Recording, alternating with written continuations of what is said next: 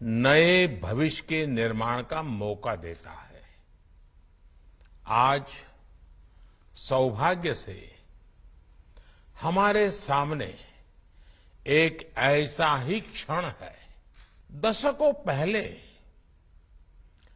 जैव विविधता की सदियों पुरानी जो कड़ी टूट गई थी, विलुप्त हो गई थी, आज हमें उसे फिर से जोड़ने का मौका मिला है। आज भारत की धरती पर चीता लौट आए हैं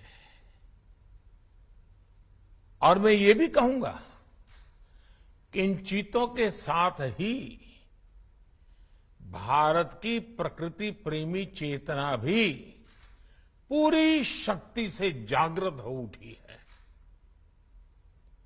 मैं इस ऐतिहासिक अवसर पर सभी देशवासियों को बहुत बहुत बधाई देता हूं। विशेष रूप से मैं हमारे मित्र देश नामीबिया और वहां की सरकार का भी धन्यवाद करता हूं, जिनके सहयोग से दशकों बाद चीते भारत की धरती पर वापस लौटे हैं। मुझे विश्वास है ये चीते न केवल प्रकृति के प्रति हमारी जिम्मेदारियों का बोध कराएंगे, बल्कि हमारे मानवीय मूल्यों और परंपराओं से भी अवगत कराएंगे। साथियों, जब हम अपनी जड़ों से दूर होते हैं तो बहुत कुछ खो बैठते हैं। इसलिए ही आजादी के इस अमृत काल में हमने अपनी विरासत पर गर्व और गुलामी की मानसिकता से मुक्ति जैसे पंच प्राणों के महत्व को दोहराया है। पिछली सदियों में हमने वो समय भी देखा है जब प्रकृति के दोहन को शक्ति प्रदर्शन और आधुनिकता का प्रतीक मान लिया गया था। 1947 में जब देश में केवल आखिरी 3 चीते बचे थे तो उनका भी साल के जंगलों में निष्ठुरता व गैर जिम्मेदारी से शिकार कर लिया गया। ये दुर्भाग्य रहा कि हमने 1952 में चीतों को देश से विलुप्त तो घोषित कर दिया, लेकिन उनके पुनर्वास के लिए दशकों तक कोई सार्थक प्रयास नहीं हुआ। आज आजादी के अमृत काल में अब देश नई ऊर्जा के साथ चीतों के पुनर्वास के लिए जुट गया है। अमृत में तो वो सामर्थ्य होता है जो मृत को भी पुनर्जीवित कर देता है। मुझे खुशी है कि आजादी के अमृत काल में कर्तव्य और विश्वास का ये अमृत हमारी विरासत को, हमारी धरोहरों को और अब चीतों को भी भारत की धरती पर पुनर्जीवित कर रहा है। इसके पीछे हमारी वर्षों की मेहनत है। एक ऐसा कार्य राजनीतिक दृष्टि से जिसे कोई महत्व नहीं देता, उसके पीछे भी हमने भरपूर ऊर्जा लगाई। इसके पीछे एक विस्तृत चीता एक्शन प्लान तैयार किया गया। हमारे वैज्ञानिकों ने लंबी रिसर्च की, साउथ अफ्रीकन और नामीबियाई एक्सपर्ट के साथ मिलकर काम किया। हमारी टीम्स वहां गई, वहां के एक्सपर्ट भी भारत आए। पूरे देश में चीतों के लिए सबसे उपयुक्त क्षेत्र के लिए वैज्ञानिक सर्वे किए गए और तब कूनो नेशनल पार्क को इस शुरुआत के लिए चुना गया। और आज हमारी वो मेहनत परिणाम के रूप में हमारे सामने है। साथियों, ये बात सही है कि जब प्रकृति और पर्यावरण का संरक्षण होता है तो हमारा भविष्य भी सुरक्षित होता है, विकास और समृद्धि के रास्ते भी खुलते हैं। कूनो नेशनल पार्क में जब चीता फिर से दौड़ेंगे तो यहां का ग्रासलैंड इकोसिस्टम फिर से रिस्टोर होगा, बायोडायवर्सिटी और बढ़ेगी। आने वाले दिनों में यहां इको टूरिज्म भी बढ़ेगा, यहां विकास की नई संभावनाएं जन्म लेगी, रोजगार के अवसर बढ़ेंगे। लेकिन साथियों, मैं आज आपसे सभी देशवासियों से एक आग्रह भी करना चाहता हूं। कूनो नेशनल पार्क में छोड़े गए चीतों को देखने के लिए देशवासियों को कुछ महीने का धैर्य दिखाना होगा, इंतजार करना होगा, सहयोग करना होगा। आज ये चीते मेहमान बनकर आए हैं, इस क्षेत्र से अनजान है। कूनो नेशनल पार्क को ये चीते अपना घर बना पाए, इसके लिए हमें इन चीतों को भी कुछ महीने का समय देना होगा। अंतर्राष्ट्रीय गाइडलाइंस पर चलते हुए भारत इन चीतों को बसाने की पूरी कोशिश कर रहा है। हमें अपने प्रयासों को विफल नहीं होने देना है। साथियों, दुनिया आज जब प्रकृति और पर्यावरण की ओर देखती है तो सस्टेनेबल डेवलपमेंट की बात करती है, लेकिन प्रकृति और पर्यावरण, पशु और पक्षी भारत के लिए एक केवल सस्टेनेबिलिटी और सिक्योरिटी के विषय ही सिर्फ है, ऐसा नहीं है। हमारे लिए ये हमारी सेंसिबिलिटी और स्पिरिचुअलिटी का भी आधार है। हम वो लोग हैं जिनका सांस्कृतिक अस्तित्व सर्वम खलविदम ब्रह्म इस मंत्र पर टिका हुआ है। अर्थात संसार में पशु, पक्षी, पेड़, पौधे, जड़, चेतन जो कुछ भी है वो ईश्वर का ही स्वरूप है, हमारा अपना ही विस्तार है।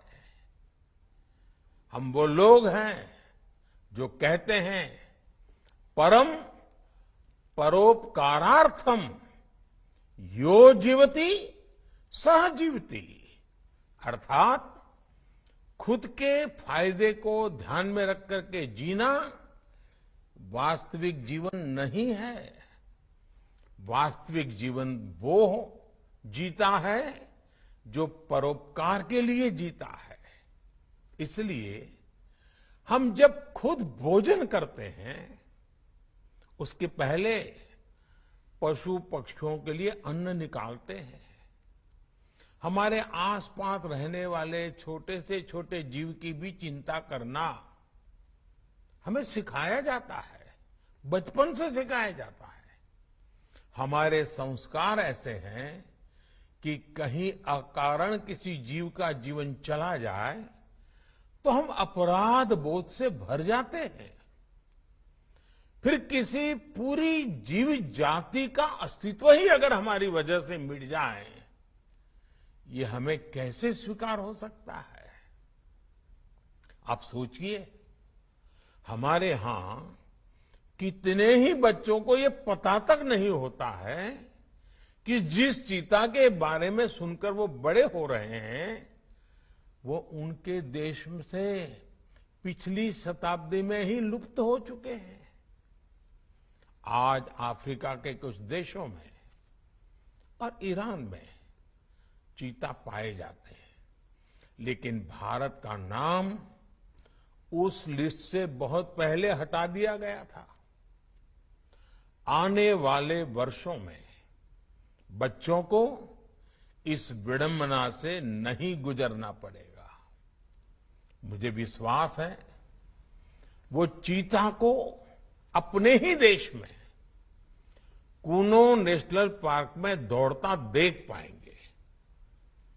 चीता के जरिए आज हमारे जंगल और जीवन, उसका एक बड़ा शून्य भर रहा है। साथियों, आज 21वीं सदी का भारत पूरी दुनिया को संदेश दे रहा है कि इकोनॉमी और इकोलॉजी कोई विरोधाभासी क्षेत्र नहीं है। पर्यावरण की रक्षा के साथ ही देश की प्रगति भी हो सकती है। ये भारत ने दुनिया को करके दिखाया है।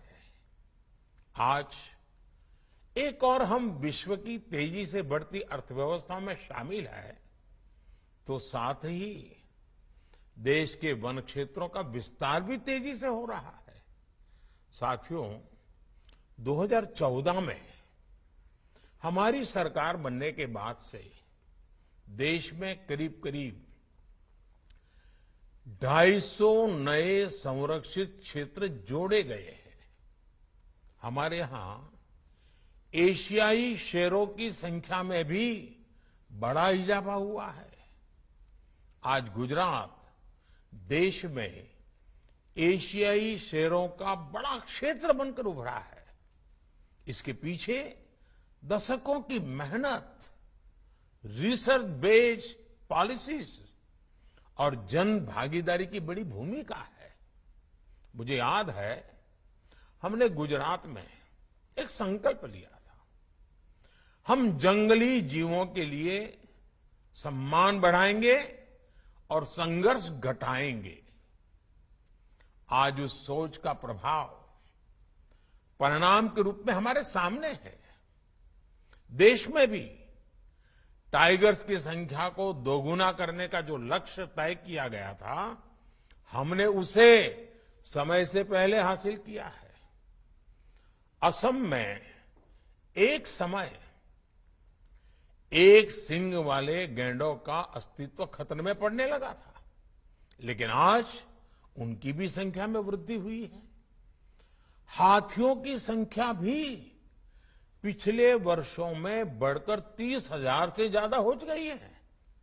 भाइयों और बहनों, देश में प्रकृति और पर्यावरण के दृष्टिकोण से जो एक और बड़ा काम हुआ है, वो है वेटलैंड का विस्तार।